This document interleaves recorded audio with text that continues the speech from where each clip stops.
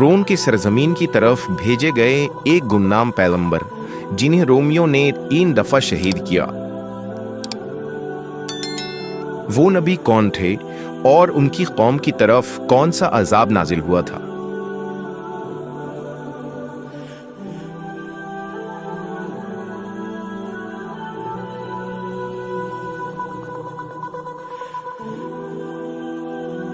रिवायतों के मुताबिक हज़रत जिरजीस अलैहिस्सलाम मुल्क शाम या रोम के किसी जगह पैदा हुए थे और ये हज़रत ईसा अलैहिस्सलाम से कुछ अरसा पहले का ज़माना था। उस वक्त अहले रोम पर दादियाना नामी बादशाह की हुकूमत थी। दादियाना निहायत ही सरकश, जालिम, मुतकब्बिर और मुशरिक हुक्मरान था। वो बातिल देवताओं की बुत बनाकर उसे ज़र व जवाहरात से सजाया करता और उसे मुश्क अंबर से मुअत्तर करके उसके आगे सजदा करता और लोगों से भी करवाता। जो शख्स भी उसके बनाए हुए बुत के आगे सजदा करने से इनकार करता, वो उसे आग में जिंदा फेंकवा देता। लिहाजा अहले रोम उसके खौफ और दहशत के सबब उस बुत के आगे सजदा किया करते थे। लिहाजा इस जुल्म जबर के माहौल में अल्लाह ने जिरजीस अलैहिस्सलाम को अपना नबी बनाया और उन्हें बादशाह दादियाना के पास जाकर हक की दावत देने का हुक्म दिया। चुनांचे हजरत जिरजीस दादियाना के दरबार में हाजिर हुए और उसे खबरदार करते हुए फरमाया, ए दादियाना, बुत परस्ती छोड़ दे, उस खुदा की इबादत कर जो ज़मीन व आसमान का बनाने वाला है, जो तमाम जहानों को रिस्क देता है। दादियाना ने जवाब दिया, ए जिरजीस, अगर तेरा खुदा इतना ही ताकतवर है तो क्यों तेरे खुदा ने तुझे दुनिया की दौलतों से महरूम रखा है और हमारे खुदा यानी बुतों ने हमारी इबादतों से खुश होकर हमें सल्तनत व बादशाहत अता की है और दुनिया की हर नेमत मुझे हासिल है।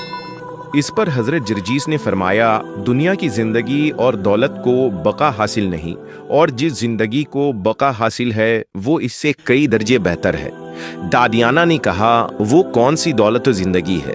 आपने फरमाया, वो नेमत जन्नत की है जहाँ हमेशा की सरदारी है। उसने कहा, वो जन्नत किस तरह हासिल होती है? फरमाया, बुत परस्ती छोड़कर एक अल्लाह की इबादत कर जो तमाम जहानों का खालिक व मालिक है। लोगों पर जुल्म करना छोड़ दे और अदल व इंसाफ से फैसला किया कर, फिर अल्लाह दुनिया में भी तेरी सल्तनत और बादशाहत को बढ़ा देगा और मरने के बाद आखिरत की ज़िंदगी में भी हमेशा रहने वाली जन्नत में तुझे सरदारी हासिल होगी।